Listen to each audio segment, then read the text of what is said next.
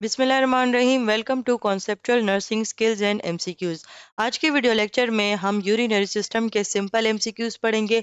Next video में हम इंशाल्लाह सिनेरियो बेस्ड एमसीक्यूज पढ़ेंगे और यही हमारे पास हमारे टोटल जितने भी चैनल पर हम वीडियोस अपलोड करेंगे तो सेम टॉपिक के हम सिंपल एमसीक्यूज भी जो है ना वो प्रैक्टिस करेंगे और सिनेरियो बेस्ड भी, ताकि स्टूडेंट्स की जो है ना वो दोनों तरफ जो है यानी कि सिंपल और सिनेरियो बेस्ड दोनों तरफ जो है उसकी प्रैक्टिस हो सके।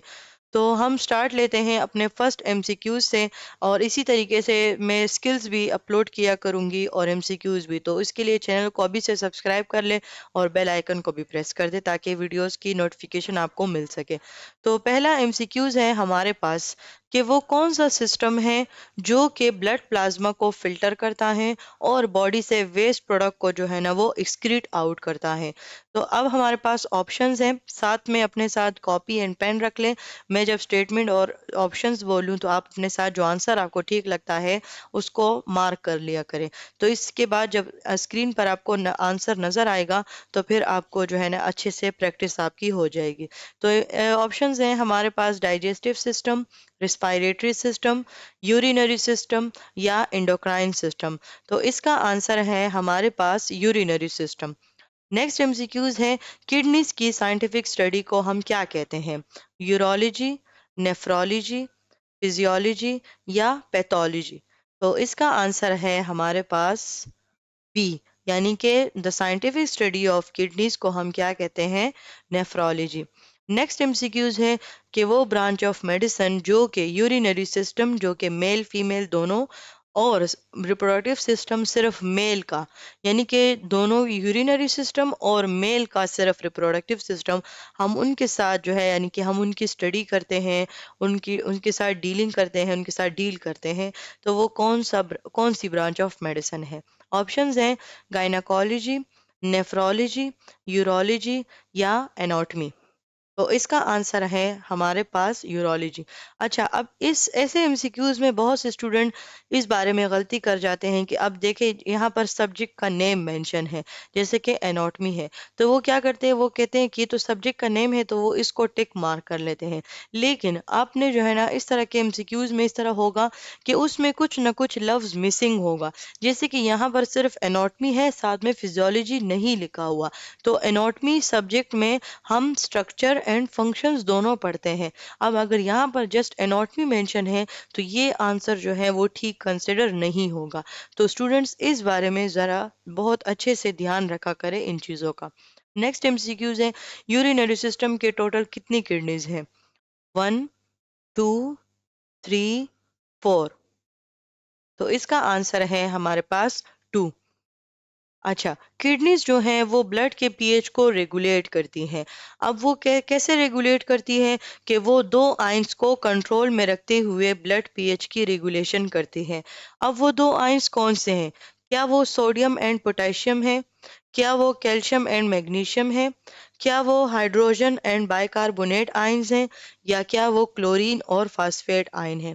तो इसका आंसर है हमारे पास सी, यानी कि जो किडनीज हैं वो हाइड्रोजन और बाइकार्बोनेट आयंस को कंट्रोल करते हुए ब्लड के पीएच को जो है ना वो रेगुलेट करती है। नेक्स्ट एमसीक्यूज हमारे पास है कि रेनिन जो है वो सिक्रीड होता है और उसका फंक्शन क्या है? रीनल परफ्यूजन को डिक्रीज कर सके। अब रीनल में जो है आप किडनी से तमाम वेस्ट प्रोडक्ट को एक्सक्रीट करना, फिल्ट्रेशन का सब कुछ उसने उसके जिम्मेदारी पर है, उसके रिस्पॉन्सिबिलिटीज में आता है। लेकिन जब इन फंक्शन में इम्बैलेंस आ जाए तो ये कहते हैं कि रेनिन जो है वो इस रिस्पॉन्स पे सिक्रीट होता है कि उस वो रीनल परफ्यूजन को जो है ना वो डिक्रीज कर सके। तो अब ये जो स्टेटमेंट है, क्या ये सच है या क्या ये गलत है, या कभी सही होती है और कभी गलत, और या ये कभी गलत कभी सही ने भी नहीं होती और कभी गलत भी नहीं होती, यानी कि इसका बिल्कुल स्टेटमेंट के साथ काम ही नहीं है। तो आप अपने साथ आंसर नोट कर लें। इसका आंसर है हमारे पास ट्रू, यानी कि सच में रेनिन जो है वो रीनल परफ्यूजन को डिक्रीज करने के लिए, रिड्यूस करने के लिए ही जो है वो सिक्रीट होता है।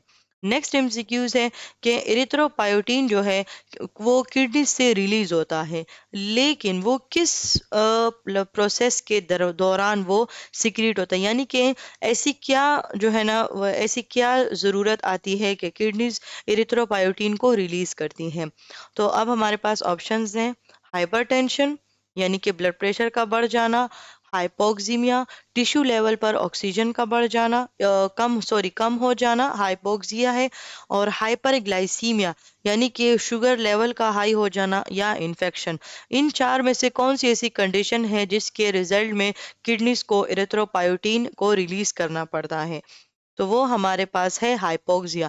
टिश्यू लेवल पर जब ऑक्सीजन कम हो जाता है तो इरिथ्रोपायोटीन जो है वो रिलीज होकर वो रेड ब्लड सेल्स की प्रोडक्शन को जो है ना वो इंक्रीज कर लेते हैं। नेक्स्ट एमसीक्यूज है कि विटामिन डी के एक्टिव फॉर्म जो कि किडनीज प्रोड्यूस करती है तो वो कौन सी है? कैल्सिटोनिन, कैल्सिट्रोल, कोलेकैल्सिफेरॉल, या एर्गो कैल्सिफेरॉल? तो इसका आंसर है हमारे पास कैल्सिट्रोल। बेसिकली विटामिन डी जो है वो हमारे पास वो हमारे पास जो है एक्टिव फॉर्म में होती है, और इसका एक और एक्टिव फॉर्म है जिसको हम कहते हैं कैल्सिट्रोल, और ये जो है किडनीज इसको प्रोड्यूस करती है। नेक्स्ट एमसीक्यूज है कि किडनीज की लोकेशन क्या है? वर्टिब्रल लेवल्स पर हमारे पास किडनीज की लोकेशन क्या है? सर्वाइकल वर्टिब्रा 1 से लेके सर्वाइकल वर्टिब्रा 7 तक, थोरेसिक 12 वर्टिब्रा से लेके लंबर 3 वर्टिब्रा तक, लंबर 4 वर्टिब्रा से लंबर 5 तक, या सैक्रल 1 वर्टिब्रा से लेके सैक्रल 3 वर्टिब्रा तक। यानी कि इसमें आप बेसिकली किडनीज के वर्टिब्रल लेवल पर जो है ना लोकेशन बताते हैं। तो आप अपने साथ आंसर नोट कर लें। इसका आंसर है हमारे पास बी, यानी कि किडनीज थोरेसिक 12 वर्टिब्रा से लेके लंबर 3 वर्टिब्रा तक जो है वो वर्टिब्रल लेवल पर ये लोकेट होती है। नेक्स्ट एमसीक्यूज है कि किडनीज जो हैं वो उनको हम रिट्रोपेरिटोनियल ऑर्गन्स भी कहते हैं। तो अब ये बात जो है वो क्या सच है, यानी कि ये जो स्टेटमेंट है ये क्या सच है या गलत है, या कभी ये सच होती यानी कि कभी ये रिट्रोपेरिटोनियल ऑर्गन्स होते हैं और कभी नहीं होते, और या ये बिल्कुल नहीं होते? तो इसका आंसर है हमारे पास ए, यानी कि ये बात सच है कि किडनीज का दूसरा नाम जो है वो हमारे पास रिट्रोपेरिटोनियल ऑर्गन्स है। नेक्स्ट एमसीक्यूज है कि राइट किडनी जो है वो लेफ्ट किडनी से थोड़ी सी लोअर है। तो अब वो उसकी वजह क्या है? स्प्लीन की वजह से, लिवर की वजह से, पेंक्रियास की वजह से, या स्टमक की वजह से? तो इसका आंसर है हमारे पास लिवर। जो राइट लोब ऑफ लिवर होता है, जब आप एनाटॉमी पढ़ते हैं तो राइट लोब ऑफ लिवर जो है वो बहुत बड़ा होता है, और इसका जो है ना उसकी लोकेशन की वजह से किडनीज जो है वो लेफ्ट लेफ्ट किडनी जो है उससे थोड़ी सी वो लोअर हो जाती है राइट किडनी। सही है। नेक्स्ट एमसीक्यूज क्या है कि कनकेव बॉर्डर ऑफ किडनी, ये जो है किडनीज के बॉर्डर्स की बात हो रही है। लेक्चर जो है ना उसमें हमने ये तमाम बॉर्डर्स एंड सरफेसिस को जो है ना वो हमने डिस्कस किया है। तो आप जो है ना वो वीडियोस पहले देख लें, लेक्चर जो मैंने अपने चैनल पे अपलोड किया है कॉन्सेप्चुअल नर्सिंग एकेडमी पर। देन आप ये एमसीक्यूज करेंगे तो आपकी स्लाइड्स एंड एमसीक्यूज दोनों प्रैक्टिस होगी। ठीक है। तो कहते हैं कि जो कनकेव बॉर्डर है किडनी का, तो वो किस चीज को फेस कर रहा है, यानी कि वो किस चीज के एंटीरियर में आ रहा है? लेटरल साइड के, वर्टिब्रल कॉलम के, एंटीरियर वॉल के, या एब्डोमिनल मसल्स के? तो इसका आंसर है हमारे पास वर्टिब्रल कॉलम, यानी कि जो कनकेव बॉर्डर है उसका जो रुख है, उसकी जो डायरेक्शन है वो वर्टिब्रल कॉलम की तरफ है।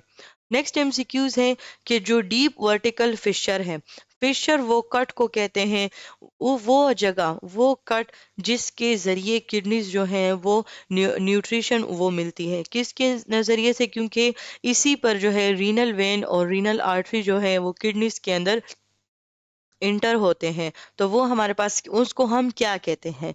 Renal sinus, renal papilla, renal hilum, या रीनल पेल्विस? तो वो हमारे पास कहलाता है रीनल हेलम। अच्छा, वो कौन सा स्ट्रक्चर है जो कि रीनल सिस्टम या सॉरी रीनल हेलम के जरिए वो एमर्ज होता है?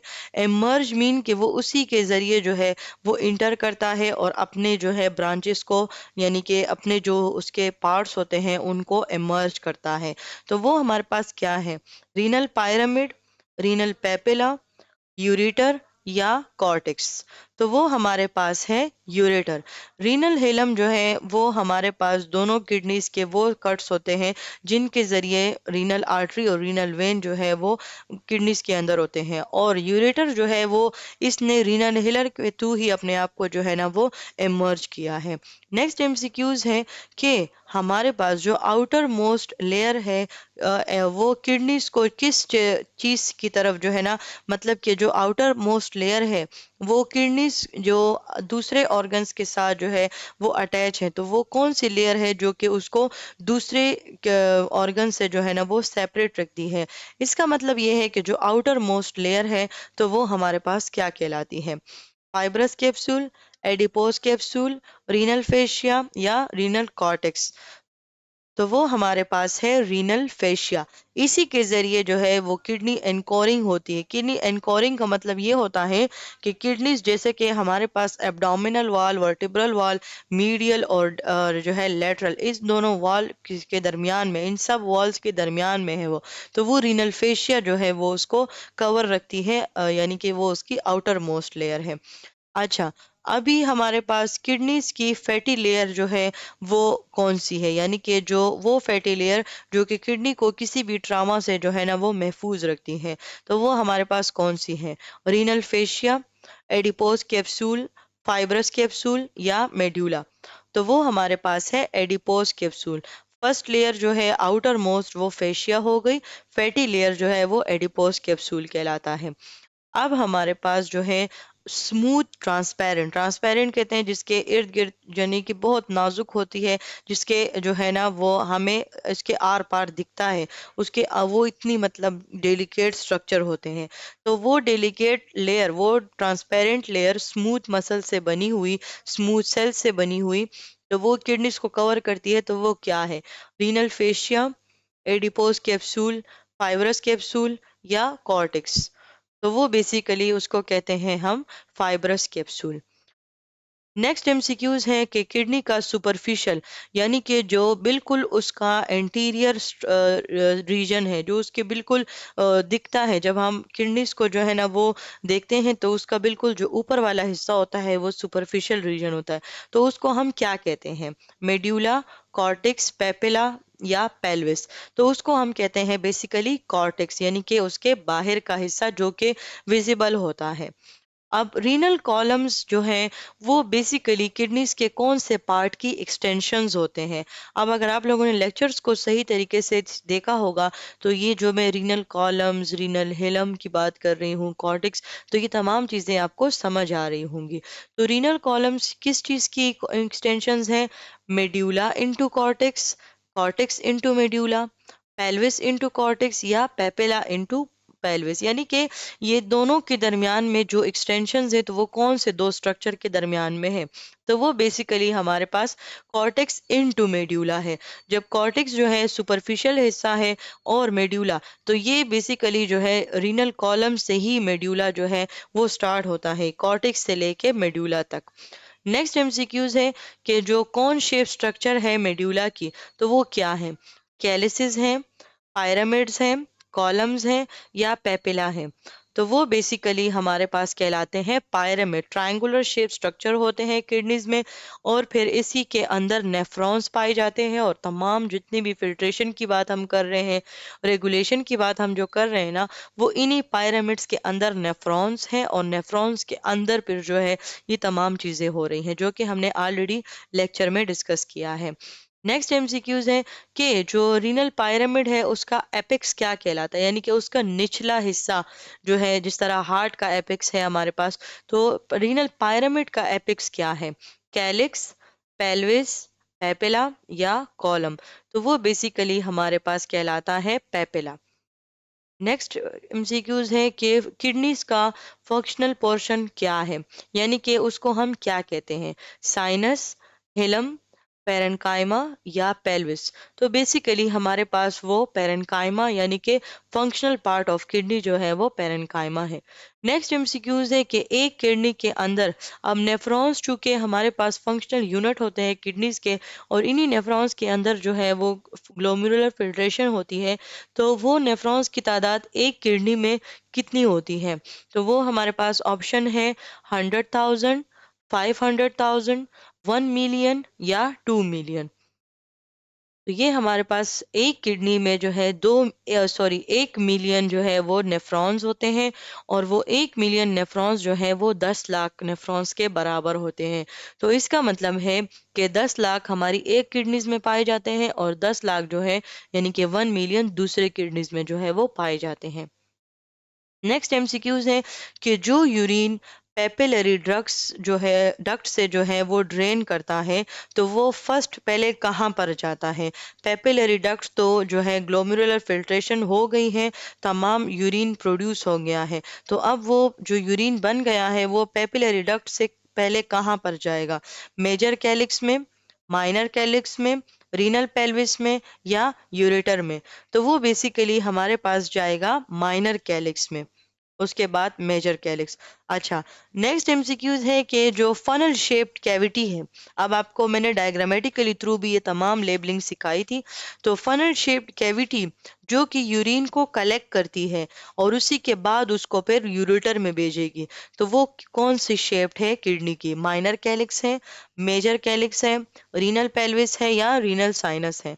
तो वो बेसिकली हमारे पास रीनल पेल्विस होता है, जो कि क्या करता है कि ये उसी के स्ट्रक्चर को यानी कि उसको जो है ना वो कलेक्ट करता है एंड देन यूरेटर में उसको भेज देता है। नेक्स्ट एमसीक्यूज है कि हमारे पास किडनीज का माइक्रोस्कोपिक फंक्शनल यूनिट कौन सा है?